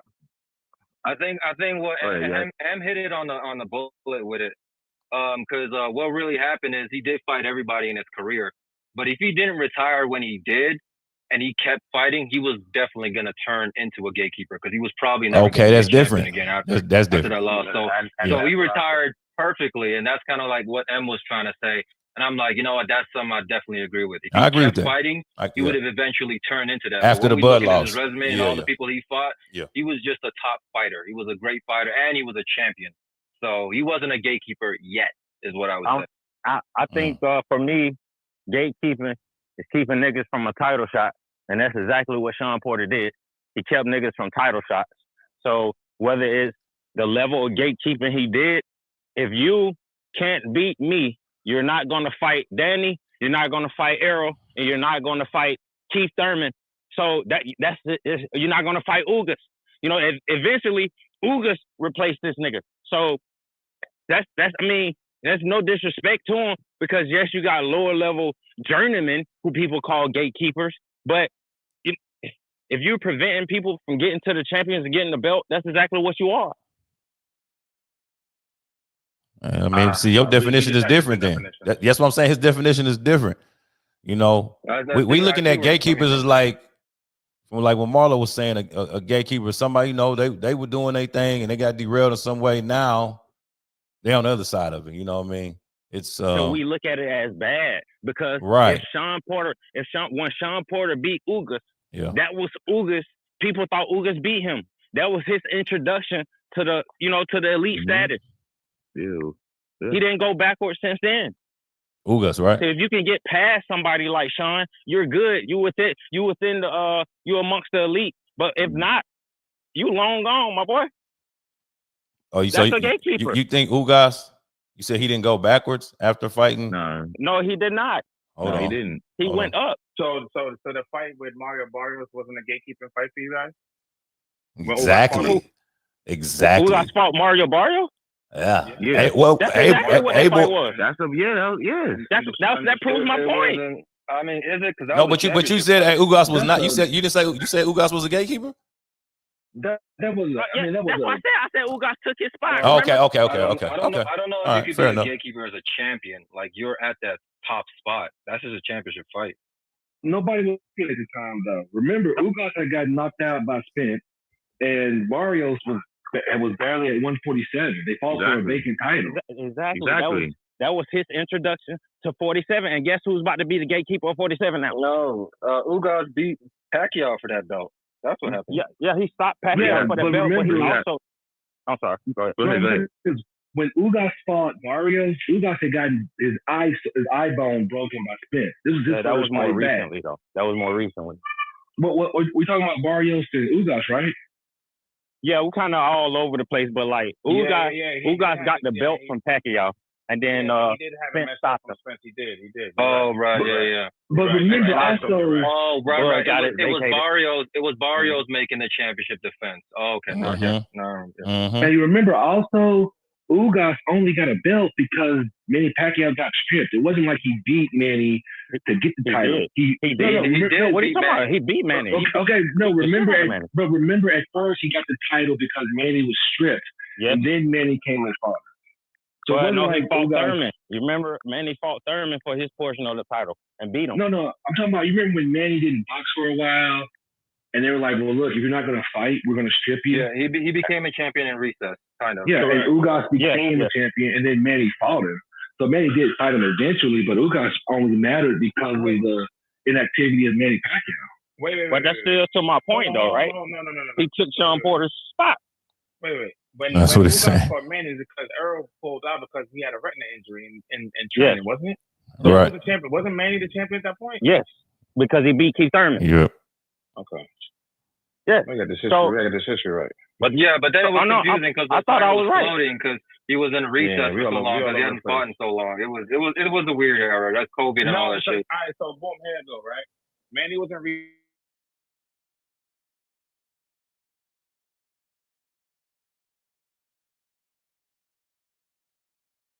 fight with Earl. Remember, I think Manny had gotten a ring when Earl beat. He fucked up his eye. Yeah. Whatever it was. It was whoever it was. He fucked up his eye. He got the Pacquiao fight. Manny was supposed to get the fight between Spence and Manny, but then Spence ended up getting a retina injury, and then Ugas was on the undercard. He was a co-main, and he got elevated to fight Manny. Right. Yeah. That's how. Which after that he became, you know what I'm saying? He became champion. He got stopped and all this other shit. So you telling me after Barrios came up and beat the dog shit out of Ugas, what did Ugas turn into? Because if Barrios doesn't beat Ugas, he never becomes a champion. So what is that? Now I'm kind of like I'm kind of with Marlon now because it's a championship fight, so it's like, damn. Where's the gatekeeper? But it's structured that way because Ugas. Oh, we want Barrios to be a champion, so Ugas is the gatekeeper. If you can't beat Ugas, don't belong up here. You beat Ugas, he never becomes a champion. That's a gatekeeper. It's gauging. Well, hold on. You can be a champion and be reduced to a gatekeeper. Right. All I'm saying is championship fights are almost never. That's what I'm saying, Matt. Well, hold on, but Sanchez, here's what I would say. Because one, it's not like Ugas was a reigning champion for 8 or 9 fights. He wasn't like he had all these offenses. He was usually the opponent in any title fight. So I wouldn't say he was a gatekeeper necessarily, but I would say he was the B-side guy for whoever they need to get over. Because let's not act like Ugas was sitting here a top welterweight for several years. No, you go in, you fight, you lose. We'll give you another thing. I mean, and the best example is you get knocked out by Errol Spence, and your first fight back is a title fight. So clearly, we're using you as a B-side guy to get other guys over. I think he fought the algorithm up by beating up. He fought their plans up by beating Manning. They didn't took him to beat Manning. No, I think he did exactly what Kambosos did. You were supposed to lose, you won. Now everybody who matters is going to fight you because they can say you were a former champion. You're not going to beat anybody that matters, but you're going to make a little bit of money being this former champion that people are going to assume that you're somehow great. And you really got lucky against Manny and was able to have a little bit of some time in boxing. Ain't a bad take. Shit, nigga. I would say that Victor Ortiz, not Victor Ortiz, the old nigga, we lying about his age, that heavyweight. Ortiz. Luis Ortiz. Oh, yeah, Luis Ortiz. Yeah. He might be a gatekeeper. I would agree with that. Yeah, but I would disagree because he don't fight nobody. And he damn near. He was a gatekeeper. He was a gatekeeper when he was fighting Andy Ruiz, because Andy Ruiz was trying to climb back up from being champion, and Luis Ortiz was perfect to fight him. Because I remember having a conversation here, and people were saying who's gonna win. Now I'll say Andy Ruiz, and my reasoning was, bro, if you can't even beat Luis Ortiz at this point, you're not going back to championship level at all. Because he had to get past Luis Ortiz in order for us to start talking about him again, even though it turned out to be a lousy, like weird tie-ish type of fight. That was the conversation that we were having at that time. At that point in time, Luis Ortiz was the gatekeeper. Exactly. I would say this though. I would say Luis Ortiz was exactly what a B-side opponent is supposed to be, because it wasn't like Andy Ruiz had this reign. Remember, he won a belt, lost a belt because he got fat, didn't care. So it wasn't like I got to show I still matter. You don't matter. If it wasn't for this win, nobody would talk about you. Even Ruiz said himself, if it wasn't for the AJ fight, he was going to quit boxing and go get a real job because his career wasn't doing anything. But I think if I'm going to say somebody was a gatekeeper in the heavyweight division, I'm going to say Derek Chisora was the gatekeeper before I say Luis Ortiz was the gatekeeper.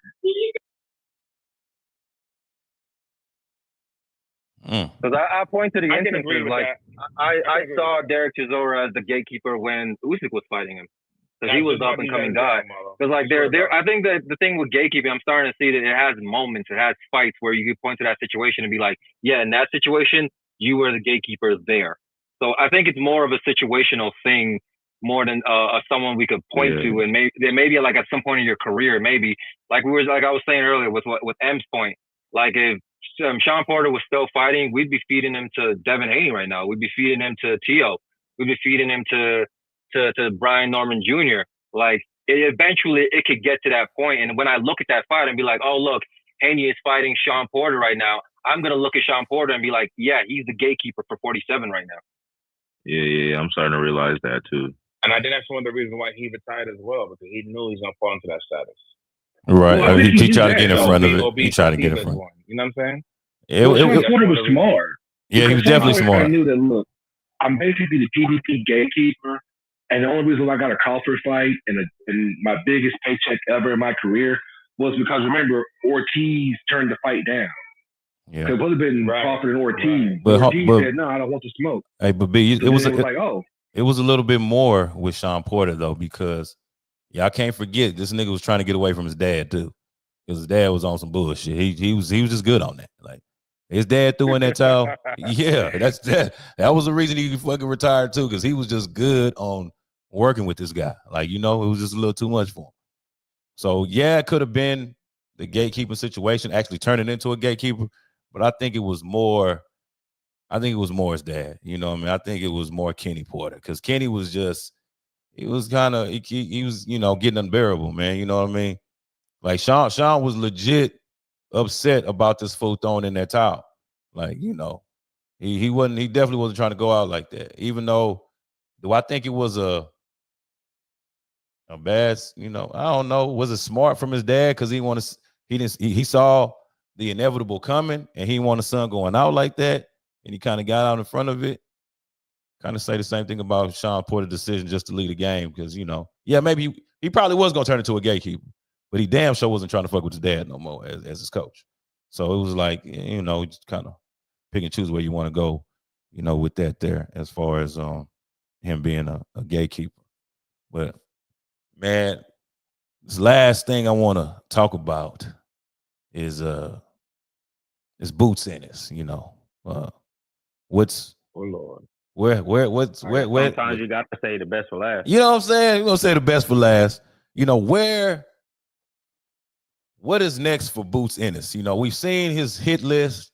We've heard him talk about what he wants to do with 154 pounds, but he ain't really, in my opinion now, this is my humble opinion, he ain't really doing shit but just talking. Now, we're going to go around the room because I know it's different feelings about Jaron Boots Ennis in here. Some of them, if you listen close enough, you might think that the person is from Philadelphia. They're not. We don't got nobody from Philly up in here right now. Disclaimer. You know what I'm saying? And if you can tell what's going on, a hit dog will holler. A hit dog will holler. I even said that. Disclaimer. I ain't even said that. You have to be humble to have a humble opinion. I'm humble, man. I'm humble, dog. You feel me? Listen. Okay. You know what, Chaz? I'm gonna start with you, man. I'm gonna start with you. I'm not gonna end with you. I'm gonna start with you. Where do you think Jaron Boots Ennis should begin this 154-pound journey? Like, what do you think should be next for Boots? I feel like Boots Ennis should do exactly what him and his team is doing, and don't listen lying to and shit or nobody what? else. Don't listen to nobody else. Keep doing what they're doing. The list of names that they have out with these opponents, these are good names. These are all good names in the ranking system at the 54. If you look at the landscape, to get him right in position to be a champion again. So in order for him to be a champion again, he has to go through these people. So I'm confused at what all the haters about, because I ain't too many people at 54 or 47 that can just fuck with him. He gotta go. He gotta go through what people? Yeah. So if I want to say this, if it is true that him and Virgil Ortiz are fighting in February, like I've confirmed with about 4 credible sources today, if they are fighting in February, he needs to fight at 154, and any of those names are credible 154 pounders that, to me, introduce him to the division perfectly. Exactly. I just want to say, like, I'm glad we're having this conversation right now, and I actually want to talk to Jam about this because, strangely enough, like when I woke up this morning, I was just scrolling through X or Twitter or whatever y'all call it, and I was seeing some news about Virgil Ortiz fighting Keith Thurman in like November. So I was like confused at that because I'm thinking. So I don't know if that Virgil Ortiz fight is happening in February, because if Keith Thurman and them are fighting, I was confused. Like, wait, didn't Virgil Ortiz say he had some type of injury? He wasn't coming back till 2026, and Keith Thurman is like. Now I just have all these question marks about Boots' career right now. You know what it is, Marlo? It's Virgil Ortiz, they're bullies. They try to take opportunities for the weakest of the opponents. They say, Keith Thurman, win, that's it. Win, that's it. But hold on, Chad. So what do you call Team Ennis? Trying to get a fight with Virgil, sending him a contract at 147 pounds when they know this nigga damn near died of a rhabdo at 47. Who's the real bully? Okay, he shouldn't have been fucking juicing at 47. So if you know we campaigning at 47 and we said that we thinking about this, and you try to jump at an opportunity for a fight knowing we still campaigning at a certain weight, then yeah, I'm gonna send you a weight. I'm gonna send you a contract for the weight that I'm campaigning at. I'm confused. Does Virgil have a failed drug test? No. So how you just gonna throw? You just put juicing on this man. You know why? Because Oscar done guilt tripped everybody into thinking he almost lost his life in order to drug test him. So that's what it's about. What Virgil does have is a former promotional company stablemate that said that he was using PEDs. Who said? Who said? No, hold on, Jay. Who said that? Blair Cobb. Mr. Cobb. You don't think he's credible, Joe? It depends on the subject matter, Okay. because it's like, Blair. He don't have no reason to. Oh, he had a reason. He had a reason. We don't know the reason. No reason to have Boots back. Well, maybe to throw, maybe to throw Virgil under the bus so he can conceal that fight, because we know that Blair Cobbs wants that shot with Boots Ennis in Philadelphia. We know this. We know this. No, let me back up. Yeah. Let me back up. Okay. When he got released from Golden Boy Promotions, yeah, he outed Golden Boy Promotions. So this was way before Virgil and Boots was going to fight. Okay. When he got dropped from Golden Boy, he said, "Oh, y'all want to play? Let me give y'all the tea of what's really going on." Oh, and he went straight to the media with it. Yikes. Rabdo, huh? Yeah. Strangely enough, he's not catching it no more. Well, I don't know. He's starting to get mysteriously sick again, y'all. He's starting to get mysteriously sick again. When is the last time Virgil Ortiz was? Did you know he was sick, or that's when? What Marlo just brought up, because I swear to God, they literally just reported that Virgil was sick and he wasn't fighting no more this year. Nah, actually, Oscar De La Hoya said last weekend that the plan before the end of this year is to get Virgil back in the ring. And I called JM as soon as I heard that, because we were talking. No, because we were talking. It was said that Virgil was injured and he wasn't fighting till February. But then Oscar De La Hoya gets up in front of. The plan is to get Virgil in. Sure, but if he's hurt, why would you plan to get him in before the year's over? What we doing is blowing smoke, bro. We blowing or we smoke. just lying. Somebody's lying. Somebody's lying. Bro, because blowing smoke, lying, that's the same thing they did. First of all, the nigga he was sick, his life was on the line, then he was in college and all this other shit. So they just create he ain't in college no more. This dude, bro. They just create stories with this dude. Virgil ain't in school? Is he? I don't know. Did he drop it now? Is he Kanye West? He a college dropout now? Probably not. This is crazy, bro. This is crazy. But I know if shout out to him. You would have been keeping up with it, Joe. Yeah. I ain't heard that. But we gotta shout out to the man trying to get his education. There ain't nothing wrong with that, man. You know what I'm saying?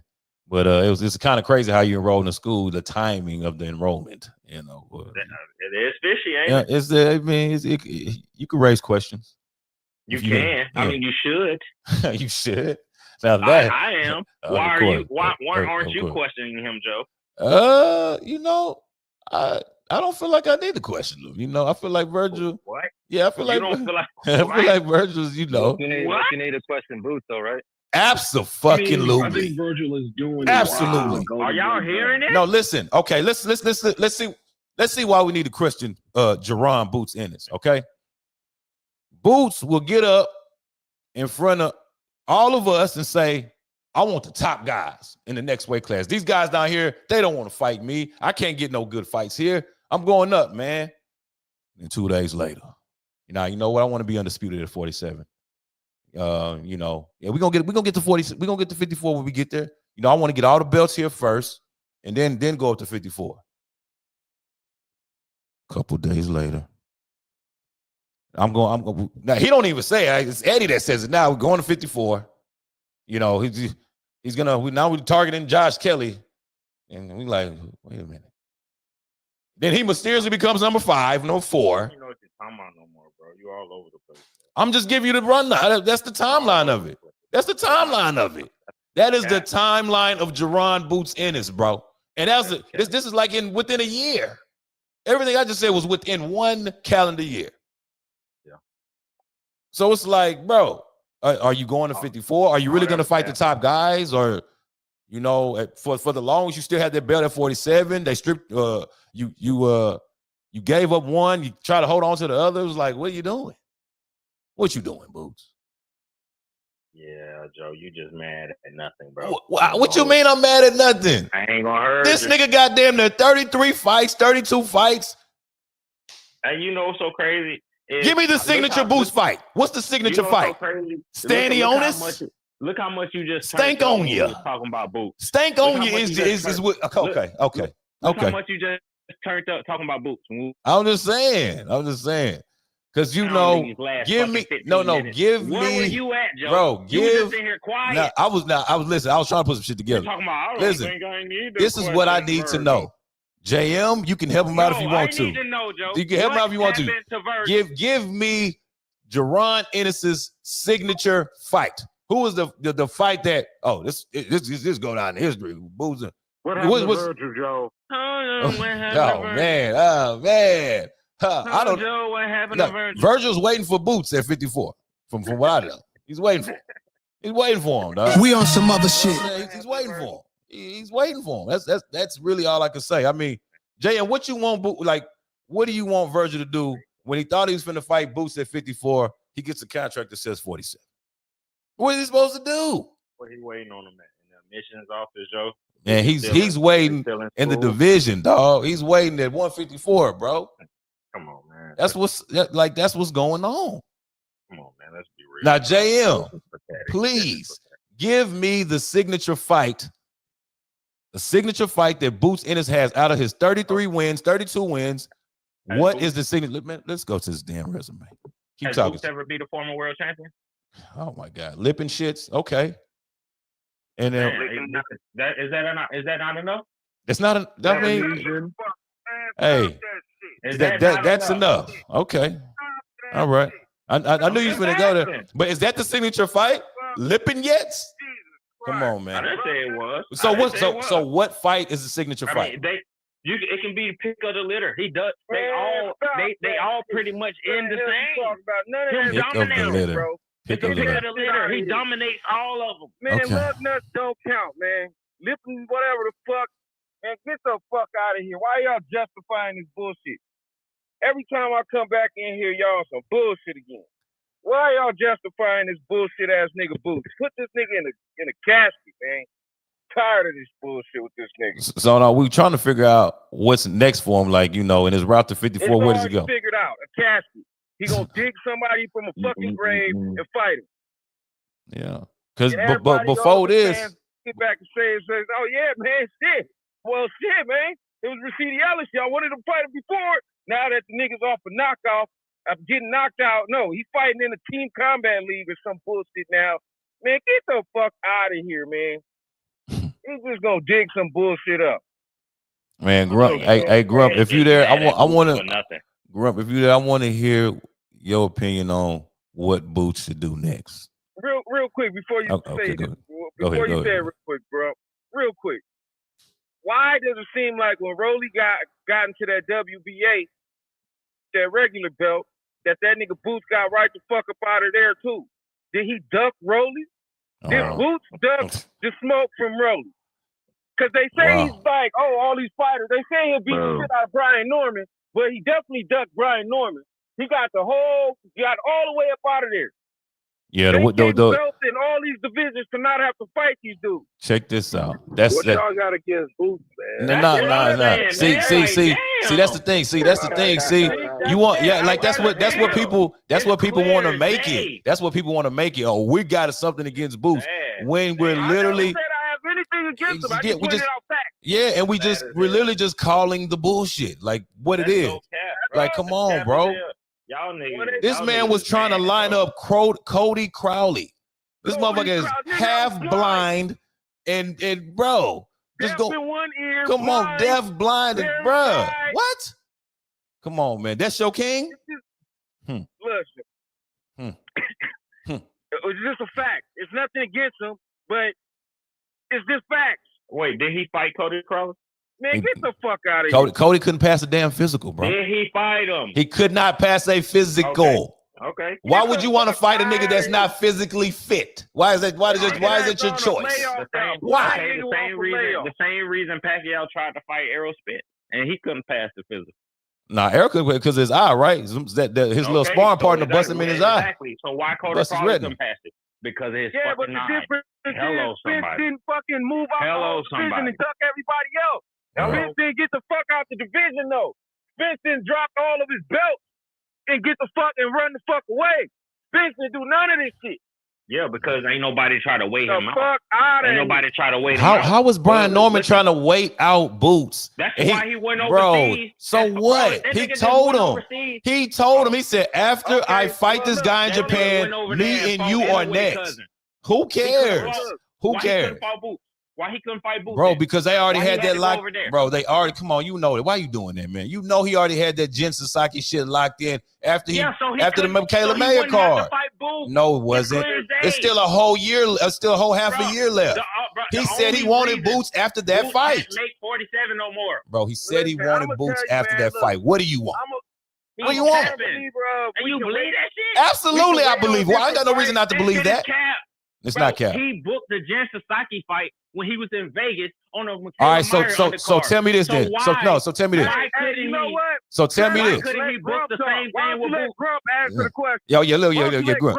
Hold on. Yeah, go ahead, Grump. You there? Shut the fuck up. Wait a minute. What I got to do with this? I'm just listening. No. I asked you a question about Boots. Like, what do you think Boots goes from here? Like, what, you know what I mean?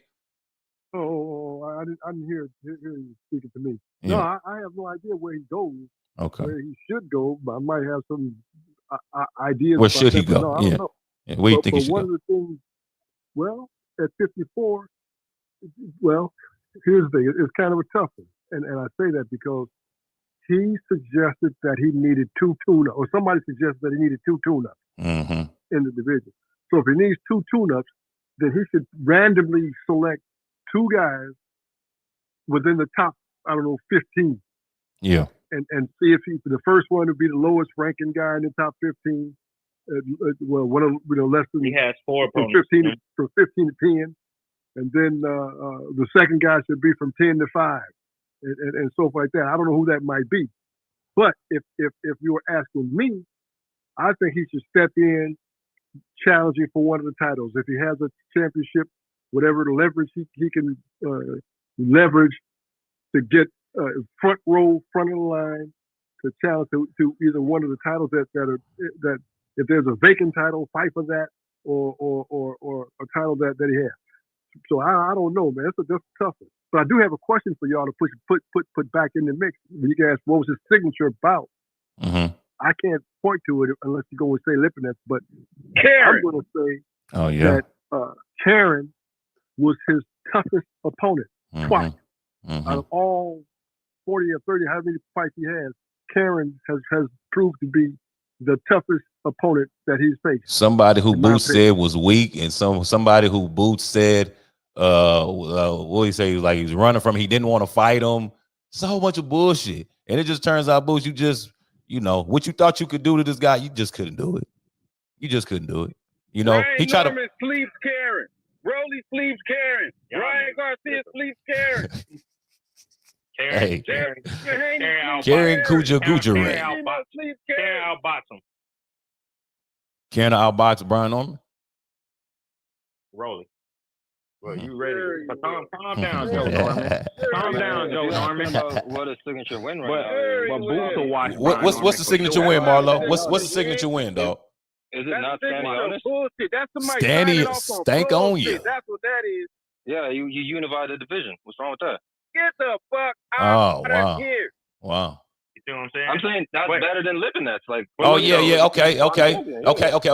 So with that being the signature fight, what it is. Marlo. With that being the signature fight, so what does that? Almost knocked him out. What does that really say about Jaron Boots Ennis then? If that he's a young champion, he still got a long way to go. That's exactly.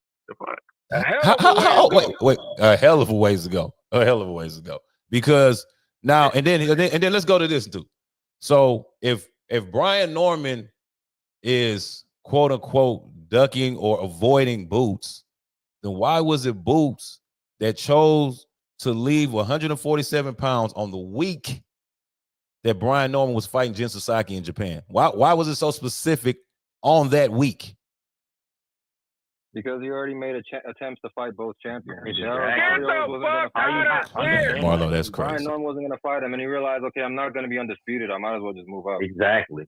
Are you not understanding? But Brian Norman said he was going to fight him. He's capping. Like, no, how you know he capping, bro? How you know he capping, bro? We were having this stipulation. Who said I'm not going to be undisputed? He said, who said I'm not going to be undisputed? I might as well move up. You know why? Because when Brian Norman knocked that motherfucking head off, he realized he wouldn't be able to get to motherfucking Brian Norman. So he moved up. Marlo, let me ask you this, bro. So when Brian Norman booked the Jen Sasaki fight, right? He was already in the situation in Vegas, correct? Yeah. So now, when Boots kept asking him, let's lock something in when he had the Jen Sasaki going on, what was his excuse? He just didn't want to fight. He had all his excuses with the contract and not enough money and this. So look though, that before you talking about before Sasaki, the negotiations fell out. So he's ducking because negotiations fell out. Hey, this is crazy. The crazy thing about this, Marlo, they couldn't negotiate. Look how fast they locked shit in with Devin. Look how fast that happened, bro. Yeah, because Devin ain't coming with no stupid ass ridiculous terms and trying to do all kind of weird. Come on, man. Come on, man. Way better. What does that tell you, Marlo? No, he just said it. Devin has a better business team for sure. Way better business team. And y'all tripping. Look, I think this is the problem.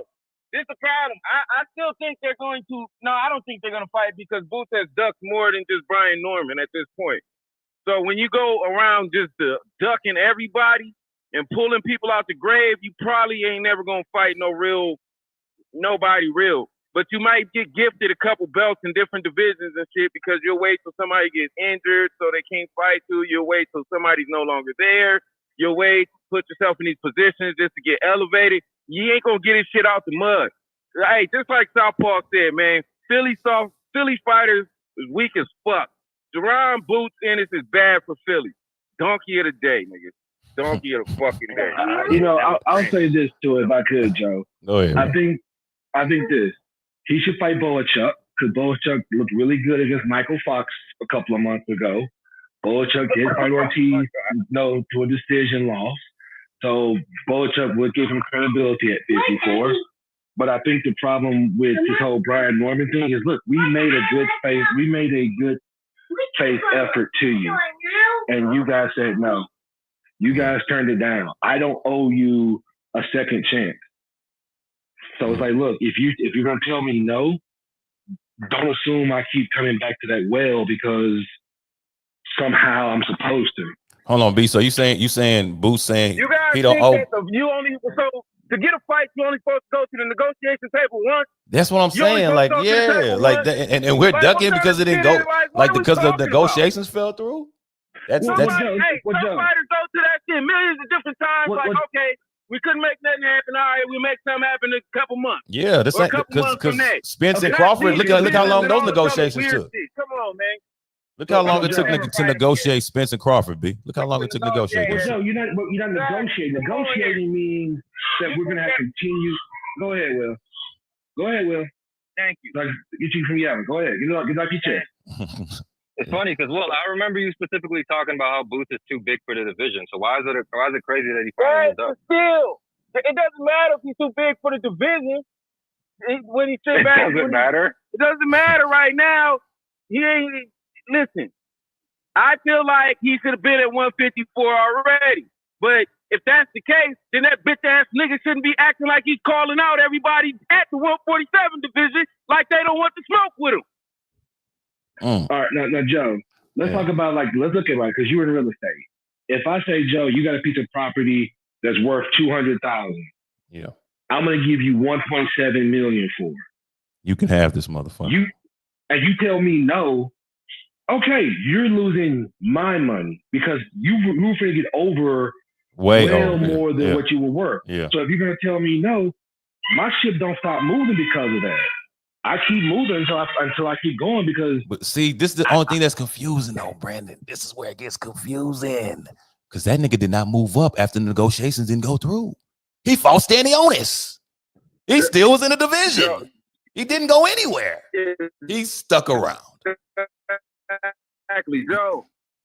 Yep, you in the matrix, bro. Go Joe, ahead. And you shouldn't be confused about this. Joe, you should not. Oh man. Now you good. Go ahead. I said you shouldn't be confused about this. You shouldn't be confused about this. It's simple. The man is a certified duck. certified. It's simple as that. Bad business, not with none of that shit that him or Bozy be talking about, or his fans. And Joe, to your question, okay, I can stick around. Yeah. Floyd did it with Manny Pacquiao. Remember, they supposed to have fought a few years earlier. Right. And they he couldn't come wanted to terms. Floyd said, look. Yep. Yeah, Floyd said, look, I'm going to keep going. I don't have to come back to you. If I do, I do, but I don't have to. Yeah. You're not somebody that warranted, especially if I'm trying to make a fight with you now. Right. And you're not even saying that, oh, you're paying me less than I've ever made. You're just saying, well, I want to make a certain amount for taxes. Okay, that's a personal problem.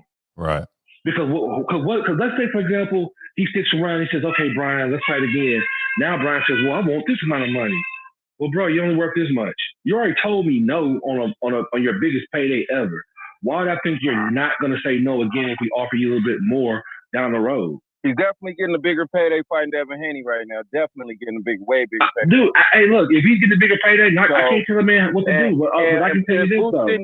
Boots also ducked Devin Haney, which would have been his biggest payday.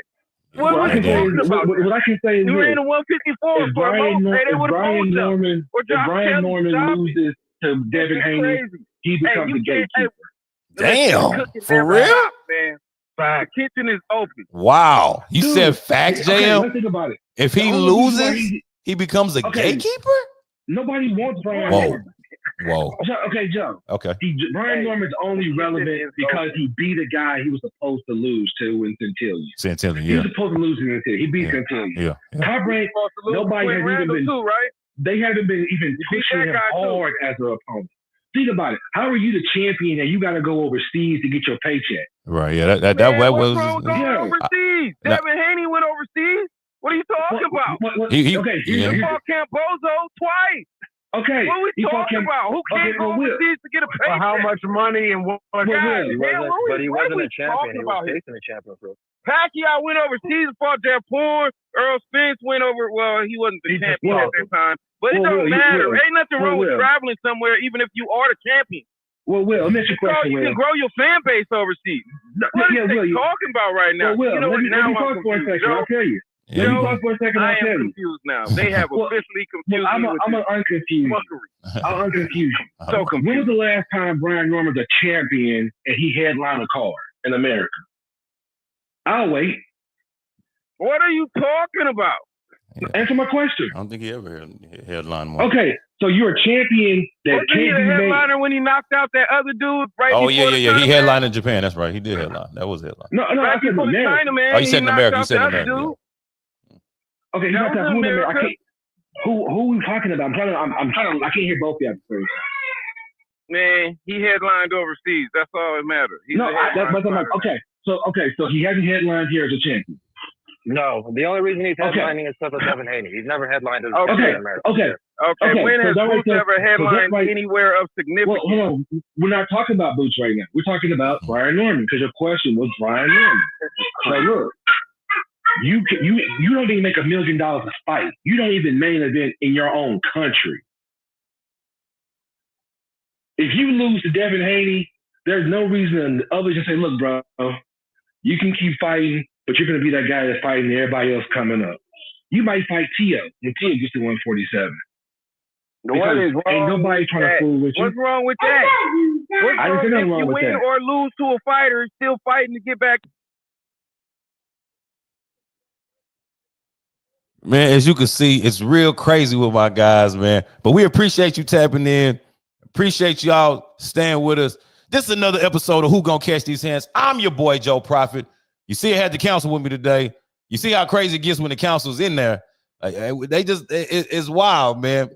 If y'all seen it, Monday, Wednesday, and Friday, 3 p.m. Eastern Standard Time. Always tap in with us. We got the best boxing conversation in the world, for sure. Hey, and y'all always know. We on some other shit. Comprende? Yeah. We out. Peace.